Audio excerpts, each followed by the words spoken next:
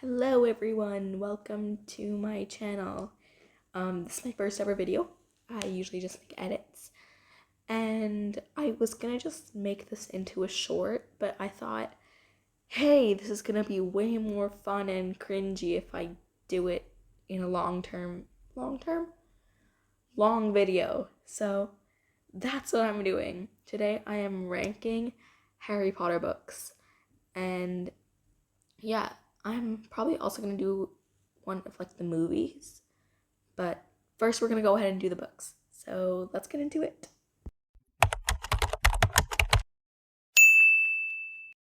So here at number 7, I am putting The Order of the Beloved Phoenix. So I love this book. This book is amazing. It has a lot of like really good parts. We have like Umbridge, who I get to rage at every like 20 seconds. And we have Grop, who Hagrid expects these 15-year-olds to take care of. And we get, who else do we get? Annoying ministry members. But yeah, this is an amazing book. I really like it. But the thing is, it has a lot of parts that like really didn't need to be there. Like, how do I put this? Yeah, it has a lot of unnecessary parts that I just found really boring and hard to read. Like, I would get like lost kind of. But yeah, overall, this is probably my least favorite because it's the longest. Why is this book so obese? No, but actually, I do love this book. I love the concept. I love Dumbledore's army. I love Dumbledore's army. And yeah, we also get Harry and Cho's relationship, which is really, really funny. It was toxic, but it was funny. I mean, yeah, I feel bad for Cho and Harry, but like the way that they handle this is so funny. Um, but yeah, now let's move on to number 6. At number 6, I have the one and only Sorcerer's slash Philosopher's Stone. You see, this is the start of everything. I watched the movies first, and I actually only read the books recently for the first time. And so, since I already know what happened, the other books I found surprisingly like fun and easy to read, even though I knew what happened. But Philosopher's or Sorcerer's Stone, whichever one, I just found kind of boring. But I don't know, that's just my opinion. It was amazing. I love this book. But like, yeah, I guess I just found the start kind of boring because I had already, when I was little, you see, I would watch Philosopher's Stone or Prisoner of Azkaban or Chamber of Secrets every single day. So I guess I was just kind of sick of it. But yeah, that's number 6. I didn't really talk about this one a lot. There's a lot of stuff, of course, I didn't put in the movie because you have to fit like this. Honestly, this is quite a short book, but you still have to like fit it into like 2 hours or less. So, um, yeah, I mean, I do like the way that the movies like did, like they instead of giving like putting 4 tasks, which was technically giving like I guess giving Hermione 2 moments and then giving Harry and Ron 1, or giving Ron 2 moments and giving Harry and Hermione 1. I don't know, it's complicated. I can't really figure out whose moment the devil's snare was in the book. And in the movie, it's really easy to understand. So it's like, oh, Hermione's is devil's snare, Ron's is chess, and Harry's is the keys. So yeah, I guess that's just my opinion on this book. I would love to know your opinions about this book. Cause my cousin really, really likes this book. She really likes it. But like, yeah, that's my opinion, and number 6 is where it's going. So, and everyone, at number 5, we have the one, the only, the glorious Chamber of Secrets. Now, I really enjoyed this book when reading it. I think that Chris Columbus did an amazing job adapting it into the movie, because I was like, whoa, there's a lot of stuff in this that was also in the movie. And it's like so well done. It's like exactly like it was in the movie, which I guess the movie is the book. But I watched the movies first, so I kept saying to myself, hey, that was in the movie too. Hey, that was in the movie too. Yeah. So, I really like this book. Like, I think it's incredibly underrated. And the movie too, they're incredibly underrated. And, yeah. So, in this book, I just thought it was, like, really, I don't know which word to use. It was really interesting, I guess. I already knew the plot line, but it just felt so good, like, seeing it again and, like, reading it for the first time. And, I really, in the movies, they didn't, they didn't include Hermione's obsession with Gilderoy Lockhart too much, but, in the books, she, like, she outlines his lesson in hearts, and I just thought that was so funny. Yeah, I just thought it was, like, really, really funny, because I didn't see that in the movie, and Ron's reaction to it is even funnier. So, yeah, I love this book, and I think number 5 is a... Oh, I have to explain why it's at number 5 and not higher, because I'm glazing it quite a bit. But yeah, I just put it at number 5 because I think I definitely like the other books more than this. I love this book, but I think the other ones, as like they're adapting, then I think this one is definitely adapting. What am I saying? You know what? I'm gonna stop yapping about Chamber of Secrets and move on. Yeah, that's that. I just think I prefer the other books more than this one. But yeah, let's move on to number 3. No, number 3. I just spoiled it for you guys. Number 4. At number 4, I put The Glorious Prisoner of Azkaban. I love this book with my whole heart. It was so good when reading it. I loved it. I thought, like, I really liked Remus. Remus is my favorite marauder. And I saw, like, I guess, like, how do I put this? I just thought it was really interesting. You guys are probably gonna hate me for this next thing I'm gonna say, but I loved not loved, but like I thought the Golden Trio's fights were really interesting. I like I just like it broke my heart to see them argue, but like it shattered my heart. I cannot explain how much that hurt me. But like I thought it was really interesting to see, like, because this is where we really see like their own perspectives, and we really see them like, see, I can use it now, we can see them adapt into like, because this is the book where they become teenagers, so we can see them like build their own perspectives of different things, like the firebolt situation. Harry and Ron, since they're their own people, obviously, they thought, oh my god, yeah, heck yeah, we just got, look, Harry just got a firebolt, yes, we're keeping it. And then Hermione's like, guys, this probably came from the serial killer. Do you want Harry to die? And so yeah, we see their perspectives of this, and how, like, this is usually the book where people say, oh, Ron and Hermione fought so much they can't be together, which really confuses me because they're 13. And to be honest, if you found out that your best friend's cat potentially killed your pet, you would be mad too.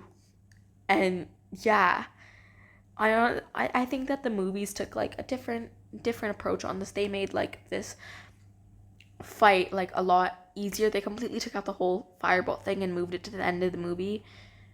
Um, but and they took out the whole like firebolt fight. But this Crookshanks and Scabbers one, they really shortened it. Like in the book, Ron completely cut her off. He's not talking to her. He's mad at her. He's like saying, "Oh, haven't you done enough damage this year?" I can tell that how much that hit her, but like, yeah. And people say Ron was more mean in the movies, when in this he completely shunned her. Not shunned, cut her off. He's not talking to her. He's like despising her. In the movies, he's just like, okay, I'm mad at you, but like, sure, I'll still like be happy that you punched Draco. Um, but yeah, this is my opinion on Prisoner of Azkaban. I could go on and go on about defending movies, but that's for a different video. So yeah, now I should stop yapping about Prisoner of Azkaban and move on to number 3. Some of y'all might hate me for this, but at number 3 we are having Half-Blood Prince. Now, I love Half-Blood Prince. I think Half-Blood Prince is glorious. But, like, we get, like,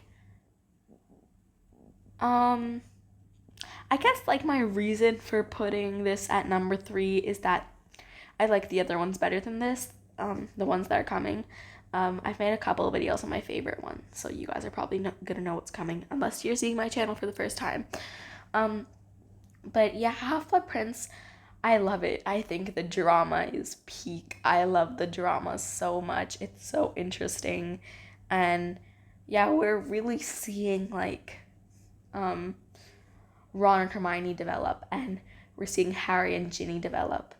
And like we're getting all this, and we're also getting like the Slughorn, we're getting the Slug Club, and we're getting like this is where the RAB starts. If you guys don't know who RAB is, I will not spoil it for you. But yeah, when Dumbledore dies, then he finds the RAB locket. And I'm like, oh my god, because this wasn't in the movie. They cut out the whole RAB thing, which I'm kind of upset about because I found it really interesting. But yeah, and we get the whole thing with the infuri,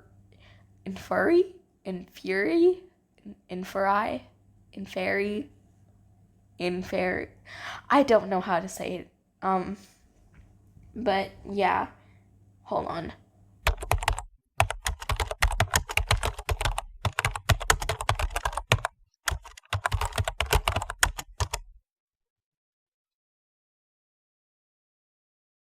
Inferi. There you have it, folks. It's infuri. So yeah, this is where I placed Half-Blood Prince. I also like seeing the adaptation of Lavender, because like she goes from, I hate to say it, she goes from this nobody in the book, she's this side character, and then she comes springing in. I'm like, whoa, where did that come from? When I first watched the movie, that's, well, she wasn't in the she wasn't in the movies that much. She was really just a background character, and then in the book she was kind of just there, and then she comes and you're like, whoa, that's where you've been. And yeah, we just see this, I can use it again, adaptation of these characters, and they're coming like into, they're like legal adults now, at least in the wizarding world. They're like legal adults, and they're like, whoa, I can apparate, whoa, I can do this. Not Harry singled out the apparition test, but yeah, so this is where I've placed Half-Blood Prince, and we're gonna move on to number 2. Number 2, my second favorite, we have the one, the only, the precious Deathly Hallows. Yes, Deathly Hallows. It is glorious. Glorious, I tell you. Glorious. It is amazing. I don't know, I'm running out of words to describe these books. It is amazing. I love it. It's the final year of Hogwarts. We have this whole epic battle, and we have all these tragic deaths, and we have this tragic torture scene which I cry at every time I see. And yeah, we see Bill and Fleur's house, which I think is so pretty. We get Luna, we get Dean. Where did Dean come from? But he's there. We get Fleur, we get Grip Hook for some reason, we get Ollivander, we have like this whole epic thing with which is Harry meeting his parents with a ghost, as not as ghost from the resurrection stone, and he's like, whoa, my parents. Then he loses the resurrection stone and is never seen again. But yeah, this is an amazing book. I love it so much. I am so like, oh my god, at this book. Like, I love it so much. It's just like it's so like, oh my gosh, what's gonna happen next? Because you see, this is the book where we find out who RAB is. If you haven't read the RAB part, cover your ears. Regulus Arcticus Black. Okay, you can uncover your ears now. But yeah, like, it's so epic, and I'm like, whoa, where did that come from? And then we get the fight with Remus, and then we get Teddy Lupin, and I'm so happy, and then I'm crying, and then I'm happy again, and then I'm crying again, and it's just like this whole roller coaster of emotions, and it's like, obviously we see a bunch of my favorite couple, Romani. Just thought I'd put that in there. I had to put that in there. If I didn't put that in there, it would be illegal.